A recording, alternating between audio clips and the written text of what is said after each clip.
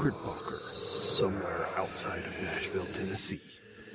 This is the award-winning podcast, ParaReality. Good evening, everybody, and thanks for listening in tonight.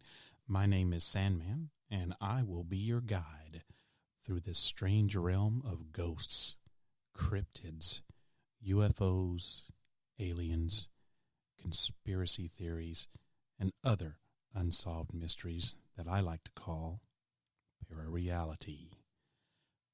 Man, I've got a lot to talk about on tonight's journey, my friends.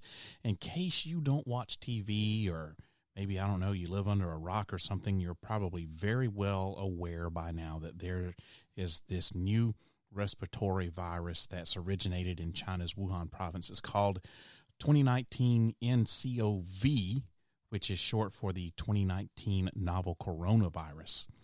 It's rapidly crossing borders and has spread to South Korea, Japan, Nepal, Thailand, Singapore, Vietnam, and the United States, just to name a few, and there's a few others as well. And this thing is dangerous, people, and we don't even really know exactly how it got started, what the vector is, or exactly how it's transmitted. Now, we have theories out there, but we don't know exactly yet. What we do know is that it's dangerous. It spreads quickly, and it can be deadly. So why am I devoting a podcast episode to this virus? Well, it's because there could be something sinister at work here. The virus might not be something that just naturally occurred. This quite possibly could be a man-made virus that's either accidentally made its way into the civilian world or been deliberately released into the population as some sort of like devious experiment or attempt to kill off a portion of the world's population. So what makes me think this? Well, you're just going to have to tune in and find out. However, before we begin tonight's journey, let me tell you how you can contact me here at the podcast. There are several ways that you can do it, and here they are. Excuse me. First of all, you can email me. That email address is sandman@parareality.com. That's sandman@parareality.com. Second, you can find me on Facebook by going to my ParaReality page on Facebook. Third, you can follow me on Twitter. My username is ParaRealRadio. That's ParaRealRadio. And lastly, you can always call the show on the studio line at 615-692-1170. That number to call once again is area code 615. Then dial 692-1170. And you can leave me a message on the studio line. I'm in the studio a lot these days working on the podcast, so I just might answer the phone. You never know. Also, be advised, if you decide to leave me a message, you're giving me permission to play your comment on the show. So if you don't want that to happen, you'll need to let me know somewhere in your message. Now, I'm always looking for interesting stories for the podcast, so if you have a story that you'd like to get on the show, tell it to me over the voicemail on the studio line.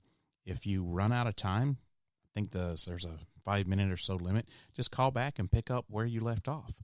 And I would love to hear your story. So that number to call once again is 615-692-1170.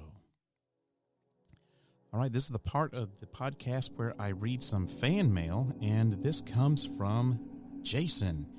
And he is writing about the very first show I did for this season 14, that was on religion and its place in the world of paranormal investigating.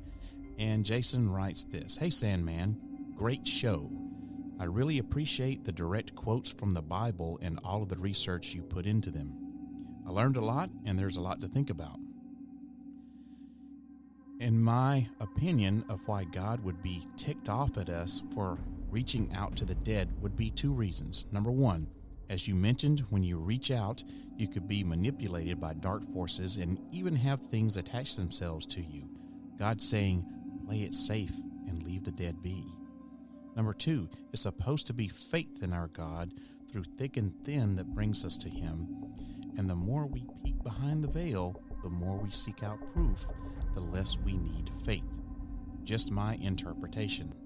I agree it is wise to leave religion out of your investigation and determining what is going on at the location. However, when things get out of hand, the professionals always go to a blessing or priest. It seems the Lord working through us humans is the only weapon we have in this arena. Great show, man. Keep up the good work. Well, Jason, thank you. I know you've been a long-time listener to the podcast, and thank you for writing in, and I'm glad that you enjoyed that episode. I believe that it was another email from you that inspired that episode. So that's why I wanted to read this follow-up email that you sent me on religion and the paranormal. And yeah, I do deliberately keep my religious views out of the podcast because I don't think that it's appropriate for the show. I try not to bring up religion here on the podcast very often. Can't always get away with that, though, and like I said, it was an earlier email from you, Jason, that gave me the idea to do the Does Religion Belong in the World of Paranormal Investigating? And of course, if you listen to that podcast, you know that I really don't think you should bring your religious beliefs into the area you're investigating. I don't think that religion should play a part in your paranormal investigation. Now, as far as what you said about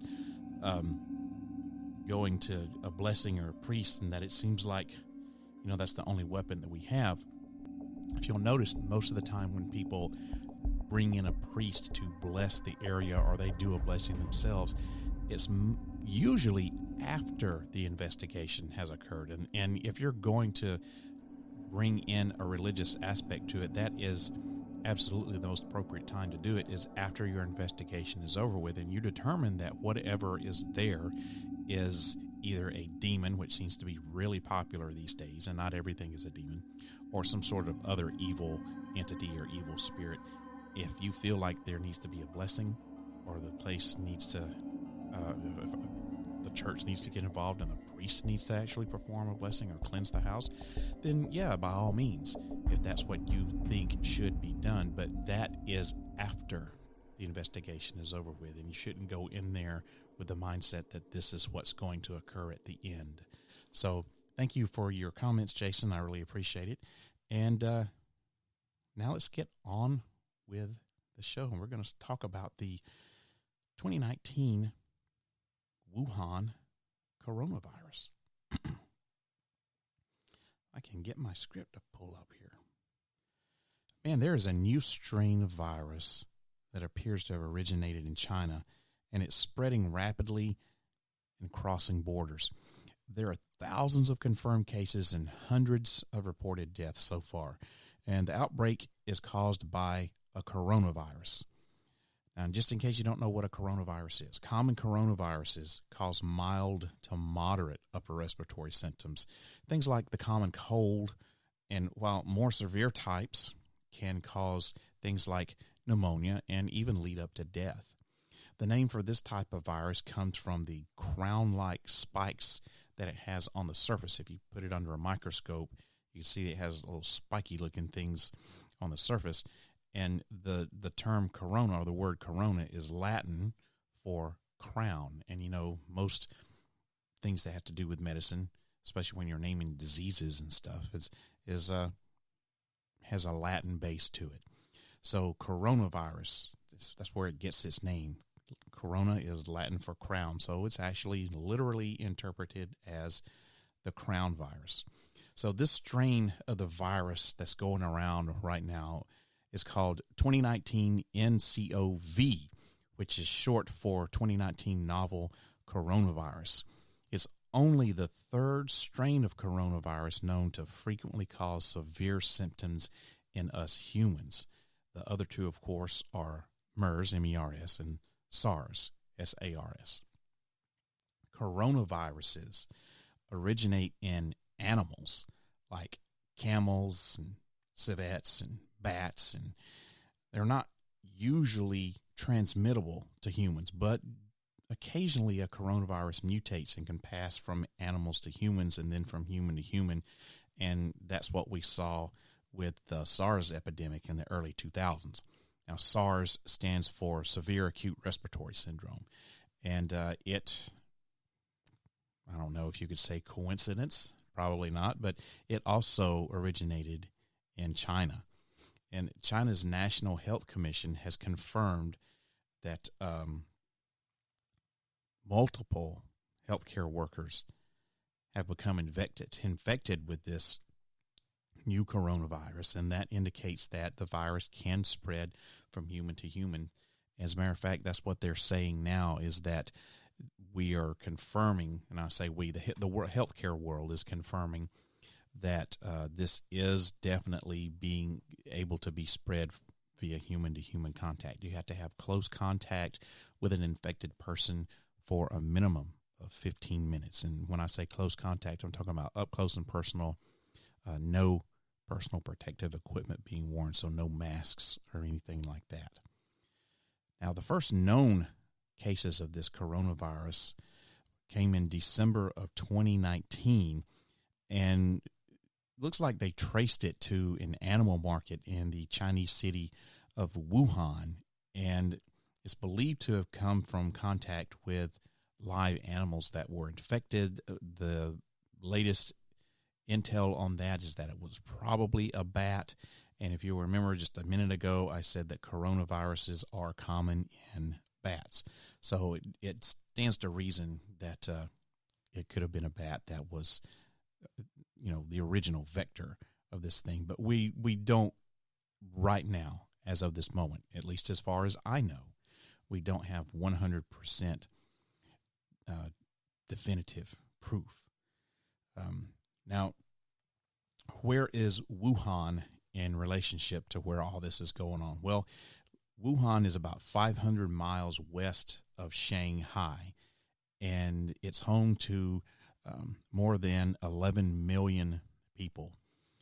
And as of the recording of this podcast tonight, there have been, and when I am recording this podcast, it's on the 4th of February, 2020, to be aired on the 7th of February, 2020. So as of February 4th, 2020, there's so far been over 20,000 confirmed cases worldwide and 427 deaths.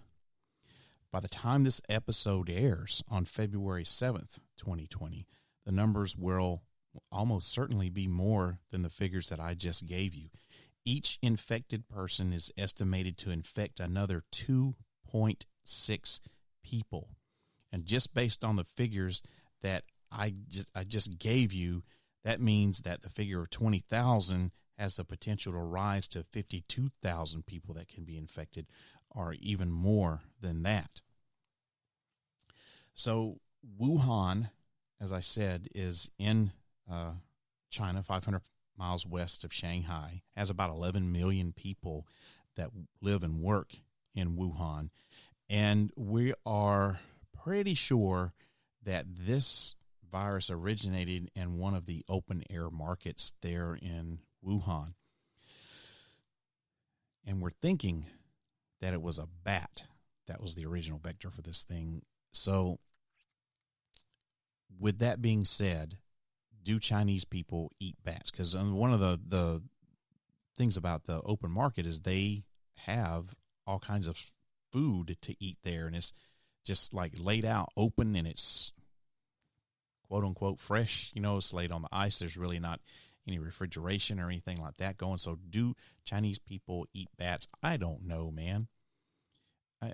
They eat a lot of other stuff that, us white bread Americans don't eat. So it wouldn't surprise me that they eat bats.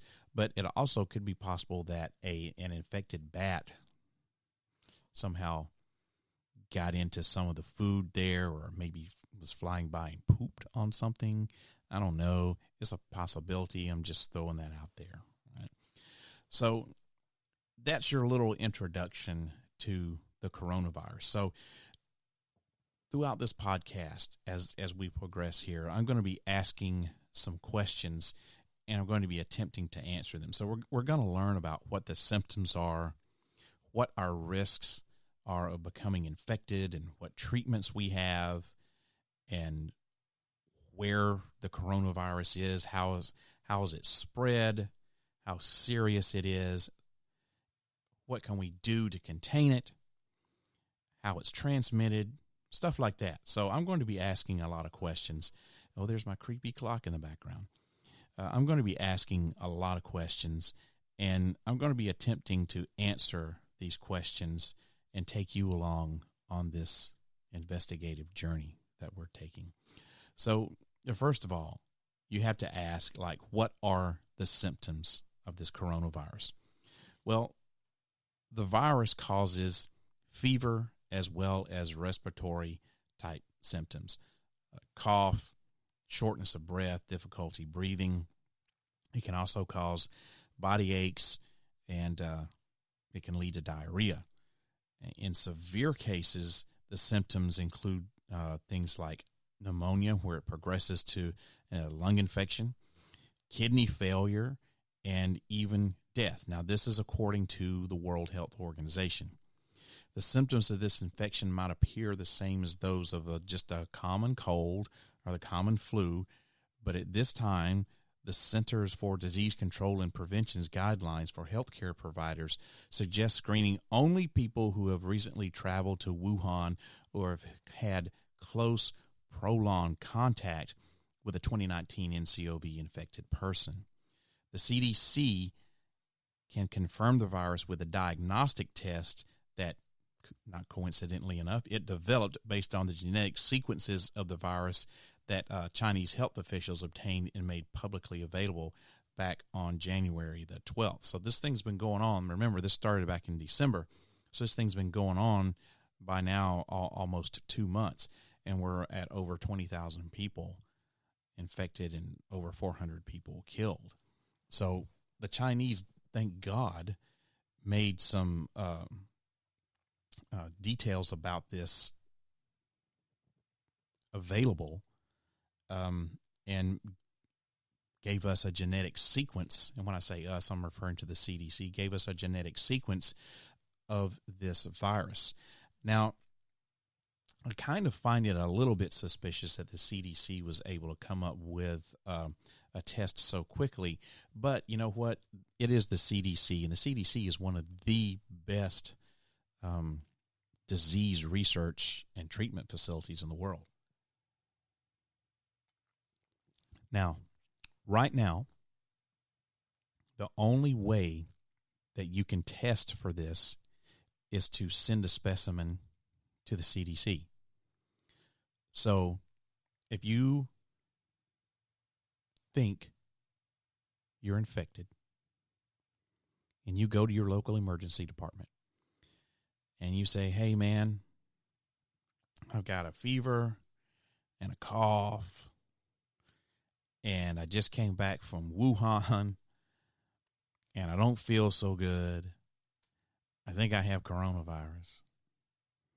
They're going to test you, and they're going to get 3 types of samples from you. Now, first of all, let me back up just a little bit. Not everyone who has fever and cough and shortness of breath is going to be infected with Wuhan, okay? Let's not forget those are also the signs and symptoms of the common flu as well as the common cold, okay? So every emergency department and every outpatient facility in the United States has a screener. It's a respiratory / travel screener that they use for everybody. And if you've gone to an ER within the last 6 years, or if you've gone to a walk-in clinic or any other outpatient facility within that same amount of time, you'll notice that they're going to ask you a series of questions, and even your doctor's office may ask you these questions. And it goes something like this. Have you traveled outside of the country in the last 21 days? Have you had a fever, cough, sore throat, body aches, chills, fatigue, mysterious rashes? Have you been around anyone with a flu-like illness? And have you ever tested positive for tuberculosis? Now, depending upon what your answer to those questions are, depends upon whether you get flagged as being potentially infected or not. So if you go up to your local emergency department because you're having a fever, a cough, a sore throat, shortness of breath, stuff like that, they're going to ask you and say, hey, have you traveled outside the country in the last 21 days? And I go, well, yes, I have. I certainly have. Well, sir, where have you traveled? Well, I just got back from Wuhan, China. And they're going to go, oh, Wuhan, China. When did you get back from Wuhan, China? Well, I got back from there 10 days ago. You're in the window. If you've been to Wuhan within the last 2 weeks, or you've been in contact with someone who's been in Wuhan in the last 2 weeks who definitely has infected, then you're going to get flagged for Wuhan Coronavirus. So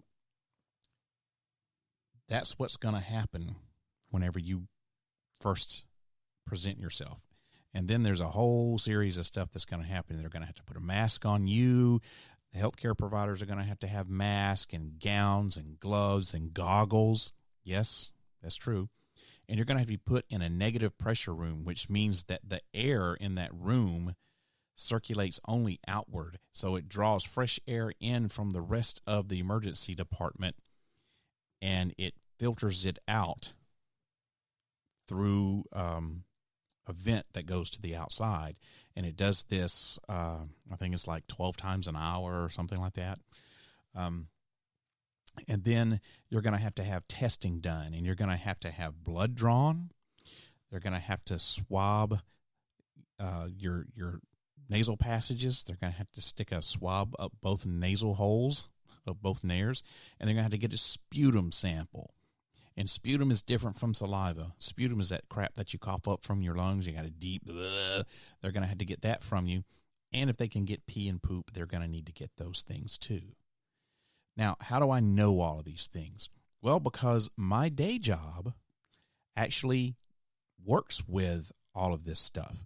I am a emergency preparedness coordinator for the hospital in my local area, which means that I have to deal with natural and man-made disasters. And, of course, this would be considered a natural disaster. It's not a pandemic yet. The World Health Organization hasn't gone that far, okay? But we are preparing to treat people with this disease. So I know a little bit about what I'm talking about here. So I deal in diseases and treatment and preparation for diseases all day, every day. I live in that world. You ever see Outbreak with Dustin Hoffman? Well, I don't get that deep into it because I am not a doctor. But I do get into preparing for and treating these types of things. And part of what I had to do is educate the staff at our hospital on how to properly care for these patients, the signs to look for, what to do, et cetera, et cetera. So that's why I know so much about this, okay? So who's at risk of becoming infected with this coronavirus? Well, the World Health Organization's Emergency Committee on the Coronavirus said in a January 22nd news conference that nearly 3/4 of cases have been in people over the age of 40, and that those who died, out of those who died, many had significant underlying conditions like cardiovascular disease, diabetes, or they had some other immunocompromised state. Maybe they had COPD, emphysema, something like that. But there are confirmed cases in otherwise healthy young individuals. It's the healthy young individuals that aren't dying. It's the other people who are dying. It's the ones that are over age 40 who had all of these comorbidities. So if you're 40 or older, you have a higher risk of becoming infected than someone who's 20. If you have comorbidities, and by comorbidities I mean, do you have diabetes, like I just said? Do you have other underlying conditions? Do you have some sort of heart disease? Do you have COPD, chronic emphysema? Are you already sick with something? Do you already have something like pneumonia? So those are the ones that are going to stand the greatest risk of dying. So what treatments are recommended for this virus? Well, unfortunately, there are no virus-specific treatments for 2019 ncov. The CDC suggests supportive care only, which means you manage and try to relieve the symptoms. You just treat the associating signs and symptoms. There's no approved vaccine available for this virus. So you can't go down and get a shot. So you just treat the associating signs and symptoms. So what are the affected countries and regions? Well, within mainland China, you got more than, there's 2,000, something like that, confirmed cases. And the U.S. has, as of now, 5 that I know of that are confirmed. The first one was a Seattle area man that traveled to China and then began experiencing symptoms a few days after he returned home to Washington State. That was back on January 15th. The public health officials said that he's, otherwise healthy. So you had a woman that was in her 60s that got infected with the virus when traveling in the Wuhan, China area in late December, and she became ill after she came back home to Chicago on January 13th. So she has Wuhan. Now, she's in stable condition. I'm not sure if she's still hospitalized or has been released yet, but when she was in the hospital, she was there mainly to prevent her from spreading the virus to other people. The China Center for Disease Control and Prevention reports that additional cases have been identified in Hong Kong, Japan, Macau, Singapore, South Korea, Taiwan, Thailand, Vietnam. There's cases in Canada. So this is truly a global event. This is a worldwide disease. This is thanks to our, the way we travel. You got somebody sick in Wuhan, and the right person gets on a plane and travels to the right country or to another country.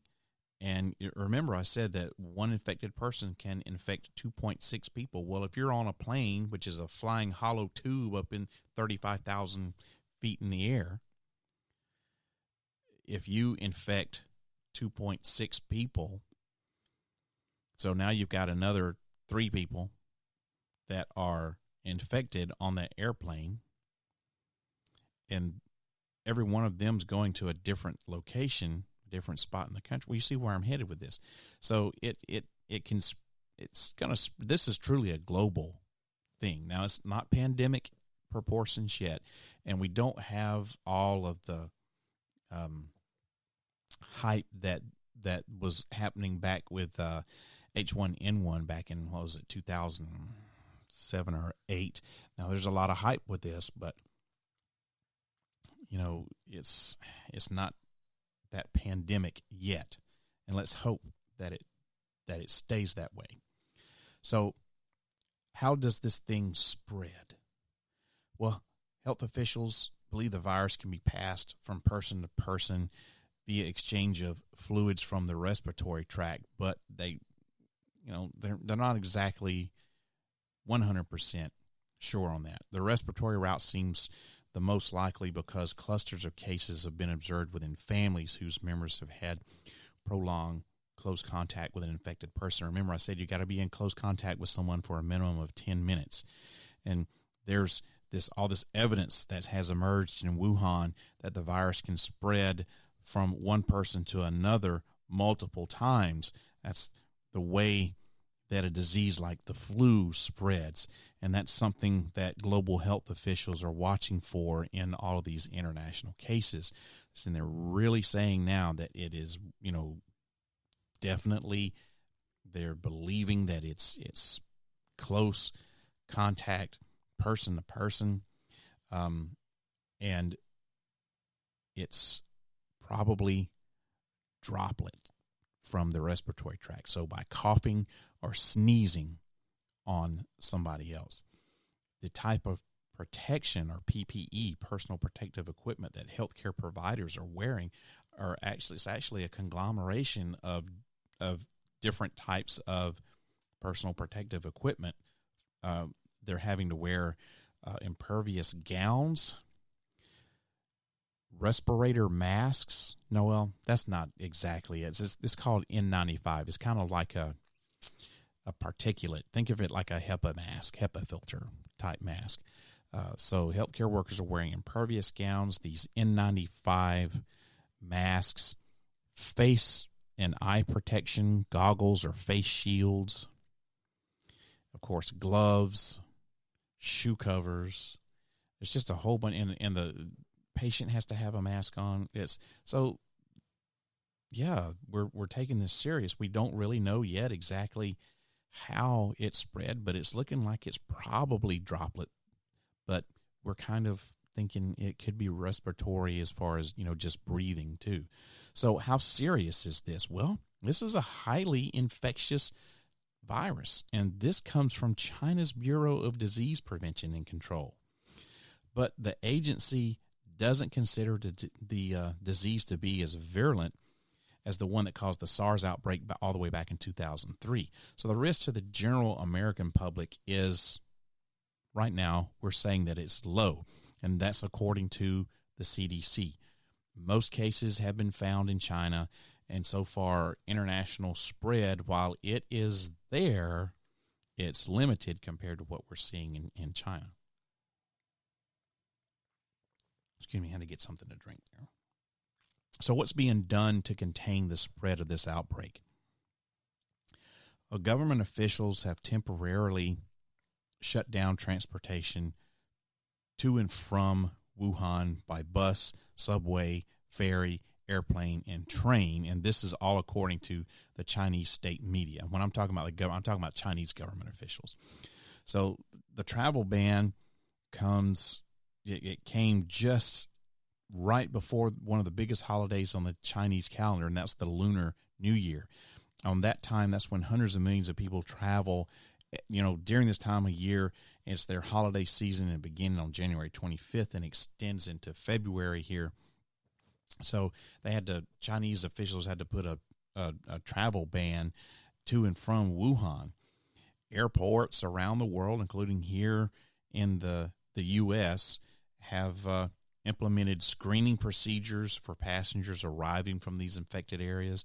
There's I think 5 airports. I want to say there could be more, but there's one in San Francisco, one in L.A. I know for sure, where if you're coming from China, you're going to fly to one of those airports and you're going to be screened. Right now, they are pretty much, the U.S. is banning travel to China, especially Wuhan. People who are U.S. government officials that live in the area, they're being evacuated. And, it's getting to be pretty bad as far as being taken seriously, like how rapidly this thing is spreading. So it's not just the U.S., it's other countries as well, but we're all, and it's horrible to have to say that we're, ganging up on China and, banning travel, but you pretty much have to at this point. And I know that's pissing the Chinese government off because I've read article after article about how they're pissed off. But there's nothing you can do. You have to ban travel. So even the Chinese government itself isn't letting people come in and out of Wuhan anymore. But yet they're complaining that no one else in the world is letting anyone fly into China. Well, it's because you got a nation of infected people. So is the virus being transmitted from one person to another? Well, we've already answered that question. Human-human transmission is confirmed, both by China's government and the Chinese CDC as well as our CDC. And as of the 24th of January, the Chinese authorities had acknowledged something like 830 cases and 26 deaths. That was just by the 24th of January. So in the past couple of weeks, the number of confirmed infections, it's really like quadrupled in the cases. And there's been cases found in 13 provinces, as well as municipalities in Beijing, Shanghai, Guangdong, Taiwan. The viruses have also been confirmed outside China and Hong Kong, Macau, Japan, Nepal, Singapore, South Korea, Taiwan, Thailand, Vietnam, Canada, and here in the United States. They're just, I don't know how many cases there are in the UK. There are several cases in the UK. So the actual number who've contracted this virus, man, we don't really know. We're thinking that it could be far higher because than the 20,000 that we know of, because people who have milder symptoms may not have even been detected. They might have not even gone to their doctor or to the emergency department. So, you know, there's we don't know for sure. And of these 20,000 cases that we have confirmed, how many more could have been just, you know, a healthy 20-year-old who had, you know, a little bit of a fever and some body aches, just wasn't feeling well, maybe developed a little bit of cough. It was like, I'm not that bad. I don't need to go to the doctor, you know. And then that he has the coronavirus, doesn't know about it, doesn't get treated for it. Not that you can do any treatment for it, but then he goes out and infects 2.6 people, and those people infect 2.6, and he just goes on and on and on. So you can see how this is a worrisome thing. And just how worried are the experts with all of this? Well, initially, there were fears that the coronavirus might spread more widely during this week-long Lunar New Year holiday that I just talked about. That started on January 24. Remember, traditionally, millions of Chinese travel home to celebrate during this time of year, but most of the festivities were canceled, and Wuhan and other Chinese cities, you know, are in lockdown. And at the moment, it appears that people in poor health are at the greatest risk, as always. That's the case with stuff like flu. And a key concern is the range of the severity of the symptoms. Some people appear to suffer only mild illness, like what I just talked about a second ago. Others are becoming severely ill. And this makes it more difficult to establish the true numbers of infected and the extent of transmission between people. But the authorities, well, they ought to be keen to stop the spread, and we'll be anxious that the virus could become more potent than it appears to be so far. But I don't think that we're going to have to worry about it getting any more potent. And we'll talk about that in a little bit.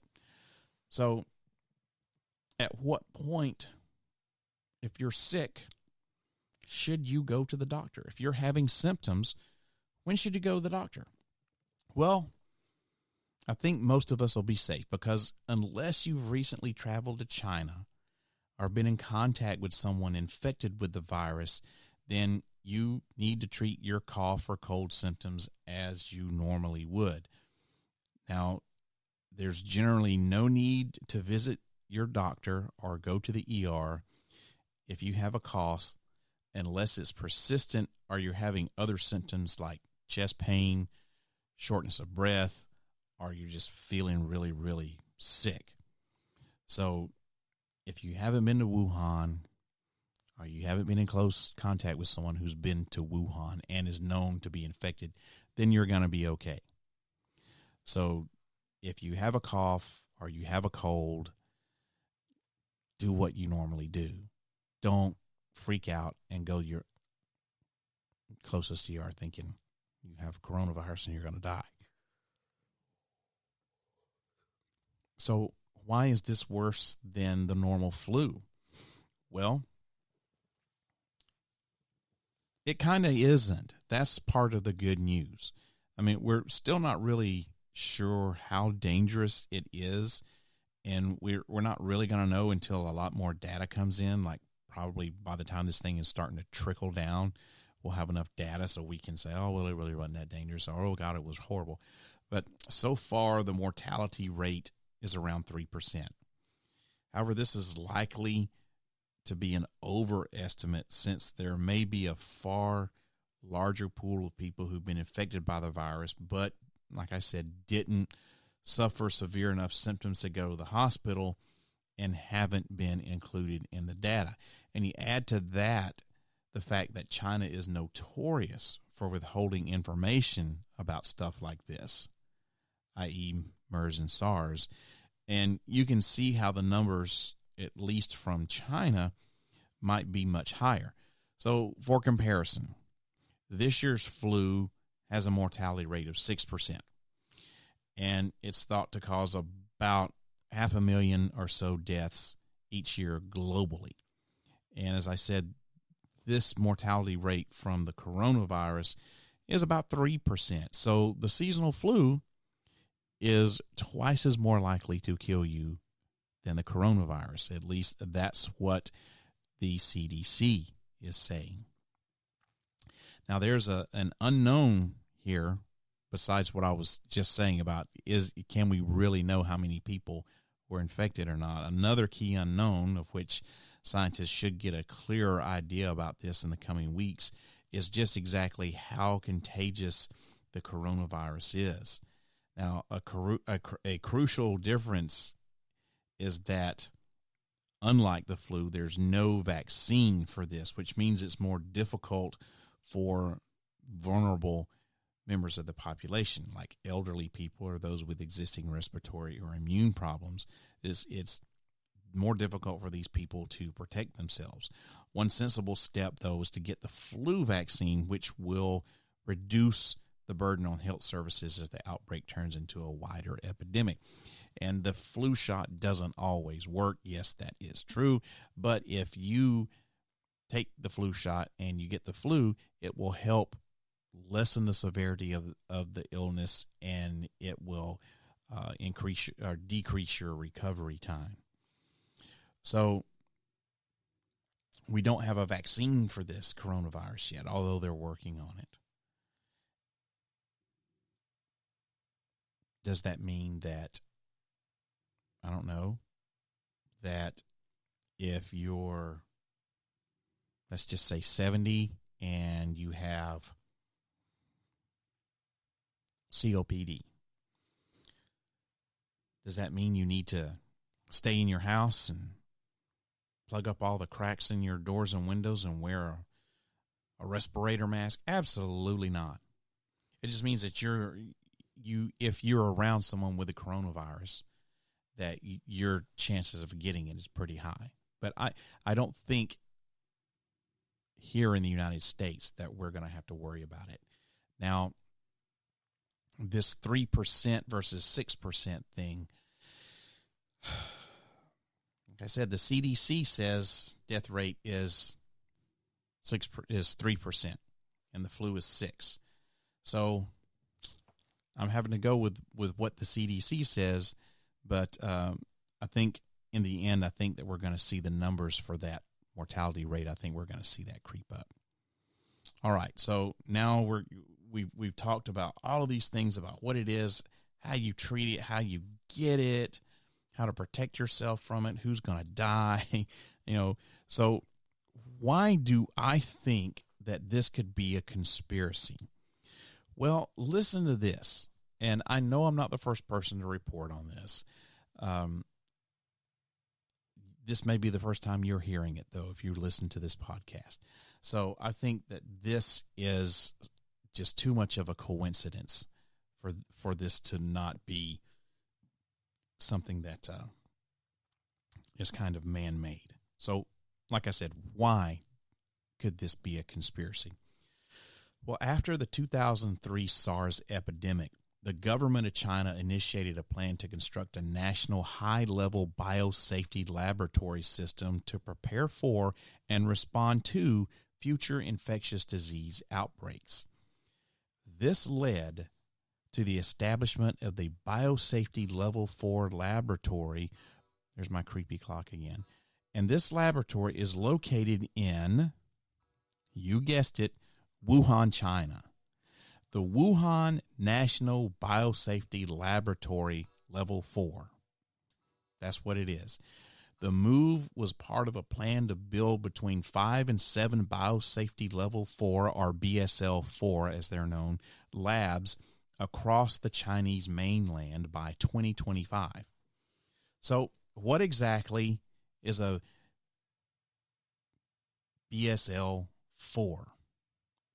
Well, laboratories are classified into biocontainment levels from 1 to 4, depending on the pathogenicity of the microbes in being investigated or researched or studied, however you want to say it.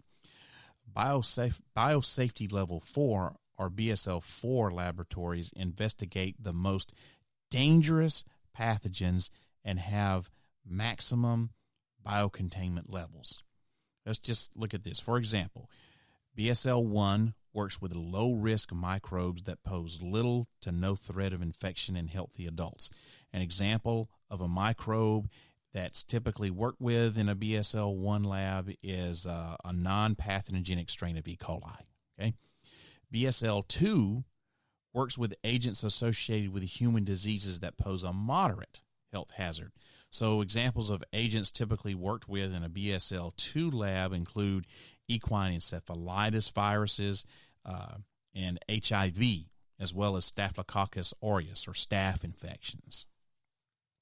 BSL-3 works with microbes that are either indigenous or exotic and can cause serious or potentially lethal disease through inhalation. So some examples of microbes worked with in a BSL-3 lab includes things like yellow fever, West Nile virus, and the bacteria that causes tuberculosis, or TB. The microbes are so serious that the work's often strictly controlled and registered with the appropriate government agencies. Laboratory personnel are also under medical surveillance and could receive immunizations for these microbes that they work with.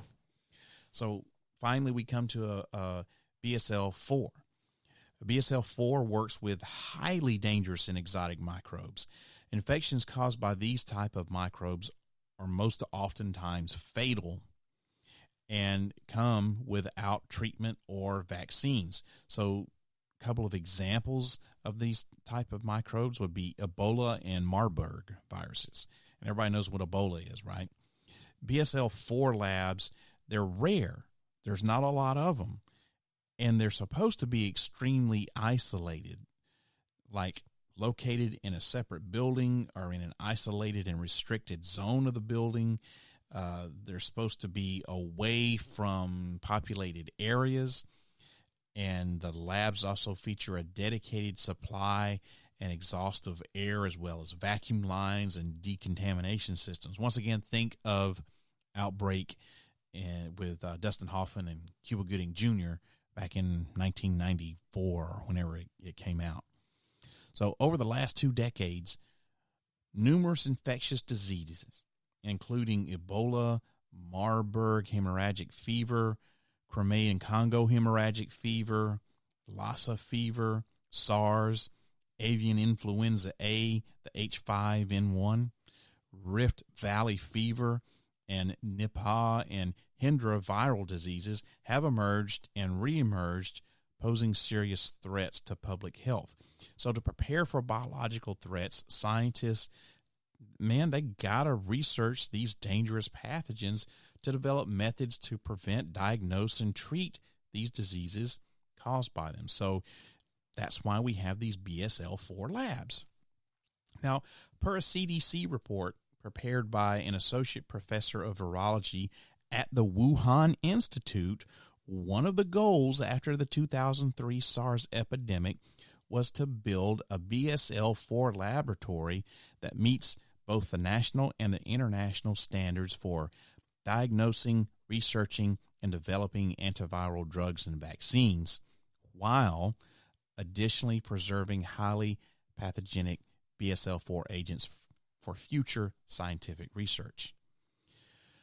So within the framework of the Sino-French Cooperation Agreement on Emerging Infectious Diseases Preventions and Control, which was signed in October 2004, China constructed its first BSL-4 laboratory in 2015 in Wuhan, China. Imagine that.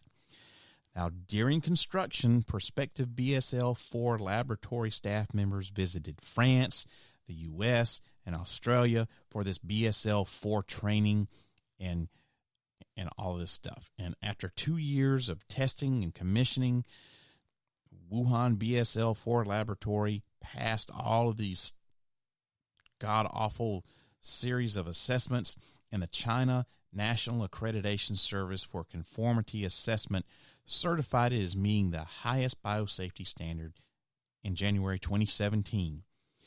In August 2017, the National Health Commission of China approved research activities involving the Ebola, Nipah, Crimean Congo hemorrhagic fever viruses at the Wuhan BSL-4 laboratory.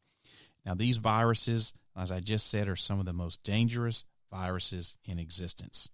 And according to experts, the safety and function of a BSL-4 laboratory rely not only on the containment facility and biosafety management systems, but also on very qualified and experienced staff, because many recorded laboratory accidents are related to personnel error. In other words, the staff does something that they shouldn't, causes some sort of accident, or some other incident occurs, causing the pathogen/virus to be released into the laboratory or the outside environment. So here you have a brand new coronavirus that is quickly traveling the globe, infecting thousands of people worldwide, that originated in Wuhan, China, where a BSL level 4 lab just opened its doors a couple of years ago. Now, how's that for a conspiracy theory for you, huh? So could this be that the Chinese government is experimenting with a virus, a new virus, as part of some, I don't know, biological warfare? That is entirely possible, because there's no restrictions on shit in China about what they can do to who, right? They do what they want. So it's entirely possible that the Chinese government is doing a, quote, dry run. Maybe they have a more virulent, deadly strain of this virus, and they're just releasing this low death version out into the public just to see how quickly this is going to spread and how deadly it could be. Maybe they have a virus that's 10 times more deadly, twice as deadly, in that lab in Wuhan. And this is just the strain 1. We've got strain 10 over here, and we know, what it can do, or at least we think we know what it can do.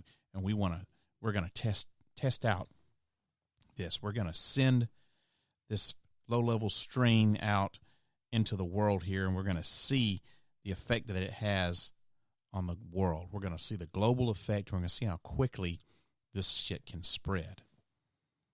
That is a distinct possibility, people.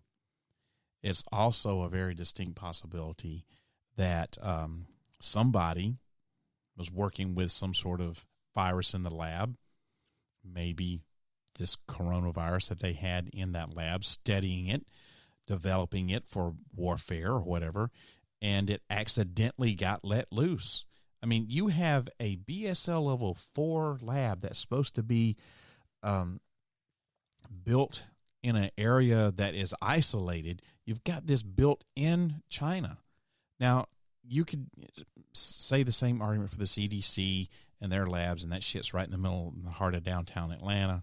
I understand that, but you're not supposed to have a BSL level 4 lab in a highly populated area like that. You're just not. They're not breaking any laws if they do build it in there. I'm just saying ethically and morally, you really shouldn't have it there. So you have this high level biosafety lab that's in the middle of a city of 11 million people. That's a lot of people, man. And you've got this BSL level 4 lab there. And I wish to God I knew how close it was to that open air market where everything was supposed to have been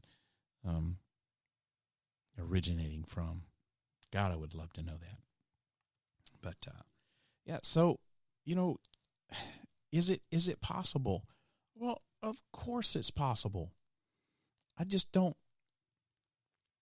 I'm not seeing, when you see the news talk about coronavirus, or you read, you read about what's going on with coronavirus on the internet, or however you get your news of choice, you're not hearing about this BSL level 4 lab in Wuhan. I have not seen one news report about a BSL level 4 lab in Wuhan. Now, it's possible I could have missed it because I don't watch the news every night. I admit that. But I haven't read anything really about it either. So why is this not being reported? It's not like it's a big secret. The Chinese government, they're not hiding this. We've known about it. So why is it being reported on? That's what I want to know. I would love to know why the news media is not picking up on this. I'd love to know if the Chinese government somehow is testing out a biological weapon on the people of the world, not just necessarily its own citizens. Or maybe it was a controlled test that got out of control. Maybe they just wanted to test it on their own citizens, and it got out of contain. That's quite possible, although I don't see how they could think beyond a reasonable doubt that they could test this just on the Chinese citizens, because the way that people travel now, I just don't think that was, if that's what they were thinking, that they didn't think that clearly. So, yeah, man, this could all be a big test, using the world as a petri dish. Now, that's some scary stuff, man. And I know there's all these international laws, Geneva Conventions, and all this other sorts of stuff, and you're not supposed to, develop biological weapons, and if you do have them, you're not supposed to test them on your people or anyone else, and blah, blah, blah. That's China, man. Come on, you don't think China gives a rat shit fuck about what the rest of the world thinks? No. It's communist China for a reason, right? So they do what they want to do over there. So I just really have a hard time swallowing that this is a naturally occurring mutated virus. Now, I'm not saying that it's not possible. Of course it's possible. I'm just saying that I'm having a hard time believing that it is a man-made, a naturally occurring virus that is mutated and not a man-made deal. I really honestly think that this thing got out of the BSL-4 lab in Wuhan either accidentally or on purpose. And you're seeing a global experiment in biological warfare.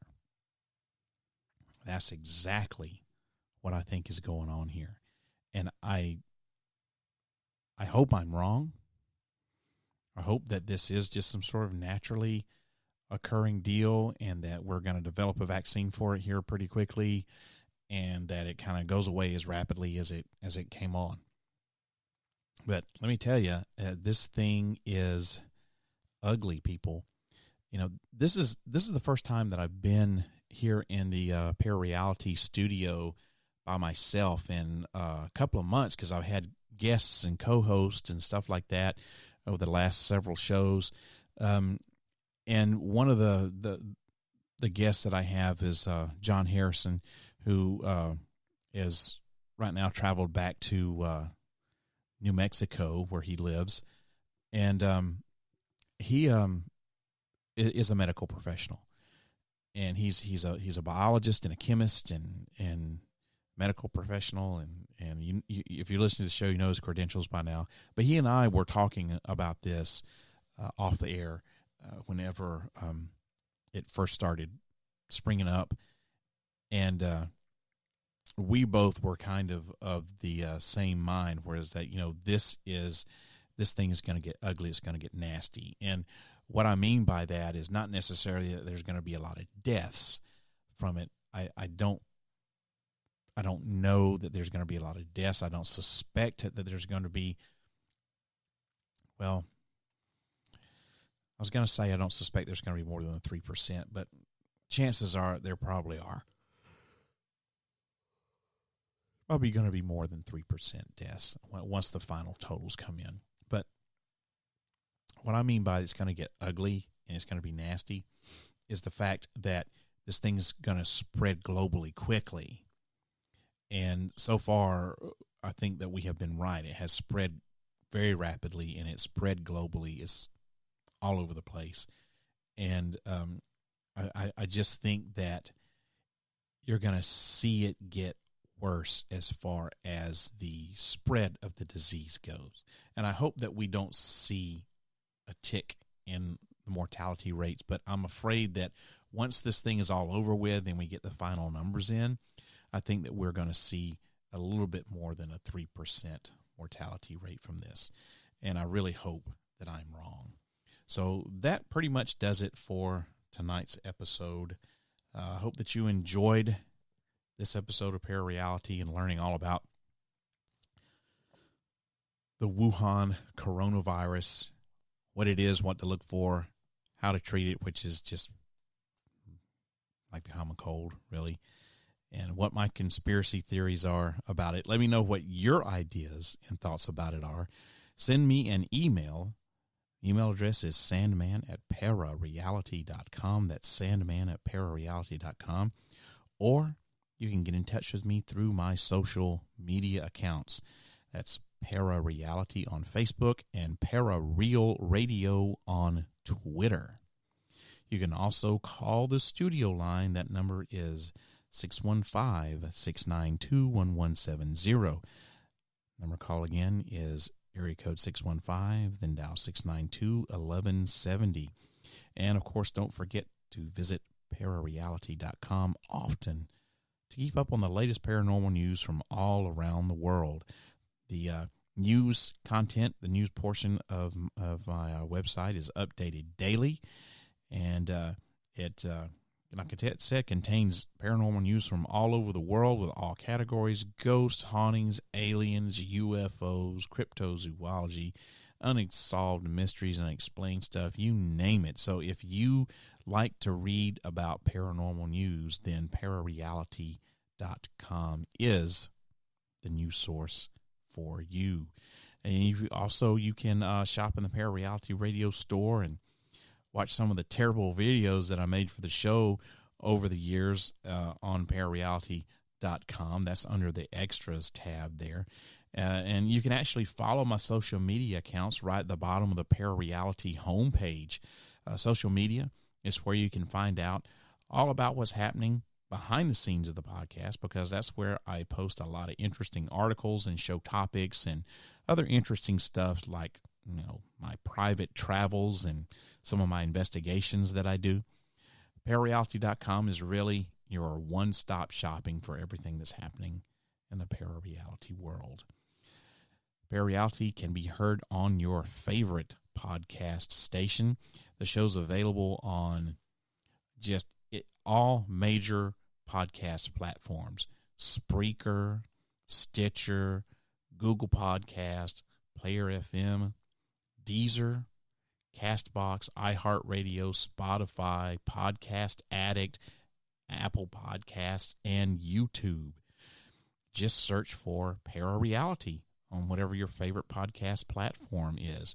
If you have a smart speaker, you can listen there too. And if you have any of the already mentioned podcast skills on your device, just say, play the ParaReality podcast.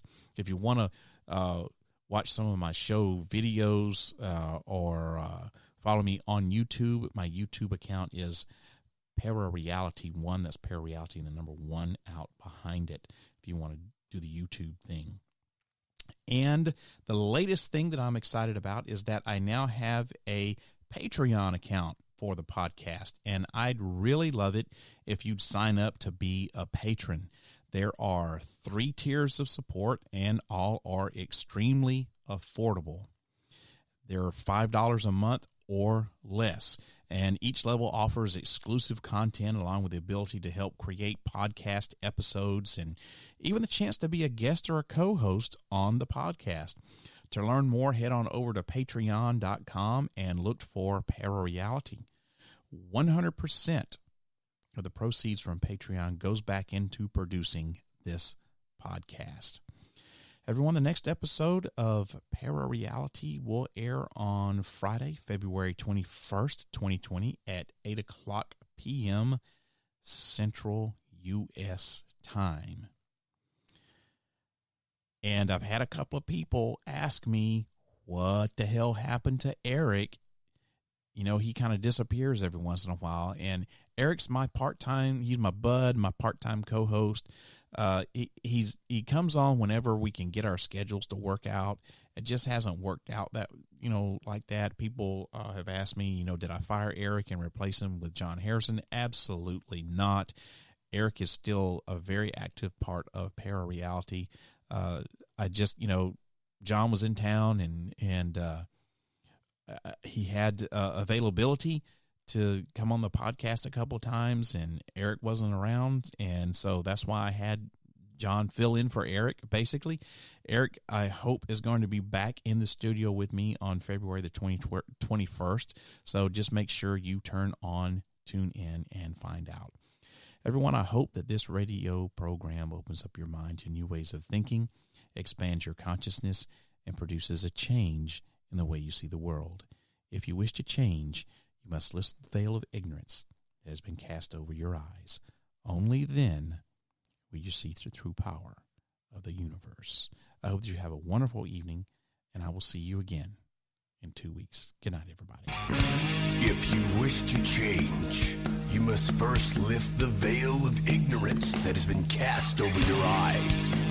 Only then will you see the true power of the universe.